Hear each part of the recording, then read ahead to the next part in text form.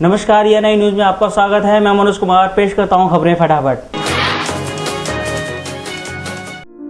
सूबे में गन्ना किसानों का दर्द किसी से छिपा नहीं है। सूबे भर में करोड़ों रुपया किसान का मिलों पर बकाया है, जिसके चलते सरकार इन किसानों का दर्द भी नहीं समझ पा रही है। बरेली की ओसवाल चीनी मिल पर भी किसानों का 10 करोड़ रुपया बकाया है, जिसको लेकर कई बार भुगतान कराने की बात को भी कहा गया, लेकिन मिल ने भुगतान के लिए कोई कदम नहीं उठाया। अब प्रशासन ने मामले को संज्ञान में लेते हुए मिल प्रबंधक के खिलाफ कार्रवाई की बात कही है। तो उनके द्वारा जो किया गया दिया गया आश्वासन था, उसमें उन्होंने कोई काम नहीं किया था। इसी वजह से उनके विरुद्ध कुछ और मुकदमे पहले से ही लिखे गए थे, 303/7 के भी और अन्य मुकदमे। उसी के तहत उनके विरुद्ध कार्रवाई की गई। पुलिस बल और मैजिस्ट्रेट भी गए थे उनकी अरेस्टिंग के लिए। संभवतः वो मौके पर नहीं पाए गए, परंतु ये बड़ी गंभीर बात है और किसानों के हित को प्रोटेक्ट करने के लिए प्रशासन हर संभव कदम उठाएगा।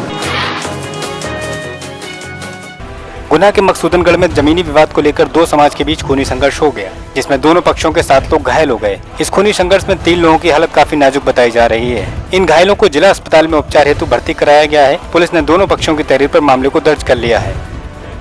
कुछ कहा होगा लोधियों ने, तो उस बात पर से उनमें मुवाद हुआ, तो दोनों पक्ष ही आपस में झगड़े जी। उसमें दोनों पक्षों के ही चोटें आई हैं, और एक में कैलाश के और गजराज और लाखन के चोटें हैं, दूसरे पक्ष में भारत, भगवत और धन सिंह वगैरह के चोटें आई हैं। चोटें ज़्यादा हैं और उनको चिकित्सीय परीक्षण और इलाज के लिए भेजा गया है। जिले के मिलक खानम रेंज में वन कर्मियों ने बीती रात दर्जन भर बदमाशों से मुठभेड़ की। ये बदमाश मौके पर हथियारों से लैस थे और अवैध लकड़ी कटान कर रहे थे। वन कर्मियों को जब इस बात का पता लगा तो वे मौके पर पहुंचे, जिससे बदमाशों ने इन कर्मचारियों पर धावा बोल दिया। वहीं दोनों तरफ से हुई फायरिंग में एक बदमाश ढेर हो गया। इनके पास से अवैध कटान की लकड़ी व हथियार भी बरामद हुआ है।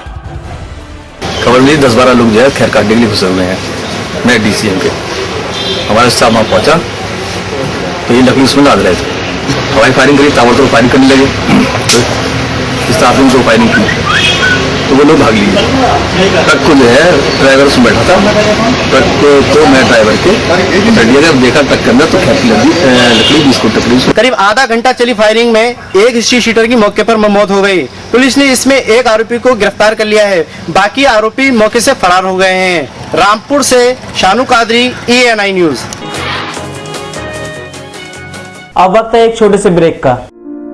श्री जीतराम स्मारक ग्रुप ऑफ इंस्टीट्यूट में है बीटेक, MBA, PGDM के साथ पॉलिटेक्निक के छात्रों के लिए विशेष प्रैक्टिकल लैब, स्वच्छ व शैक्षणिक माहौल के साथ खुद का प्लेसमेंट सेल। शिक्षा के साथ प्रोफेशनल स्टडी पर रहता है विशेष ध्यान।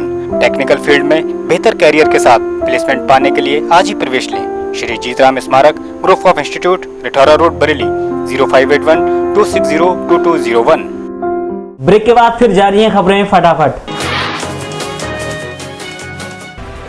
करोड़पति प्रॉपर्टी डीलर की जान की कीमत महज 1000 रुपए। जी हाँ, ये सच है बरेली का। यहाँ एक प्रॉपर्टी डीलर की हत्या महज 1000 रुपए की खातिर कर दी गई। किराए के मकान लेने के रुपयों को लेकर विवाद शुरू हुआ, जो डीलर नितिन की मौत के साथ खत्म हुआ। पुलिस ने शव का पंचनामा भर हत्यारे की तलाश शुरू कर दी है। नितिन नाम का लड़का जो है ये प्रॉपर्टी डीलर का काम करता था। इसने किराए के मकान लेने के लिए राहुल से संपर्क किया कि हमको किराए का मकान दे दीजिए।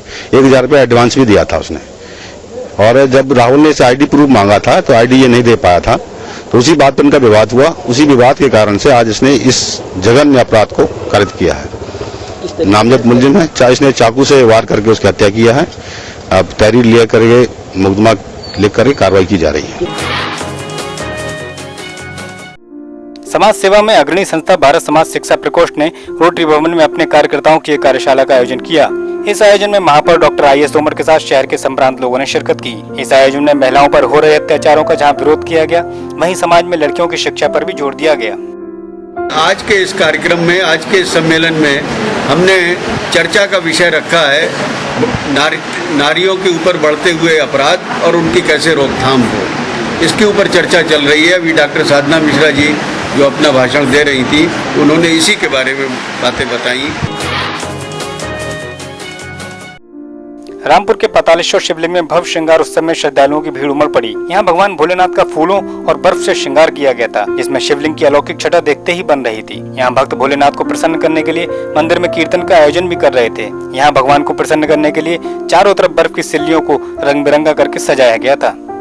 भमरवा दरबार की शुद्ध शंभू शिवलिंग की ये सिद्ध मान्यता रही है कि आज यहाँ आरती के बाद, श्रृंगार के बाद कृपा बरसती है भगवान शिव की, साक्षात कृपा बरसती है। जो भक्त भी भगवान शिव का आज दर्शन करते हैं, शिव जी का नैवेद्य अर्थात प्रसाद ग्रहण करते हैं, अगर उनके करोड़ों पाप भी हैं तो करोड़ों पाप आज पुण्य में बदल जाते हैं। आज के लिए बस इतना ही। कल फिर मिलेंगे ताज़ा तरीन खबरों के साथ। नमस्कार।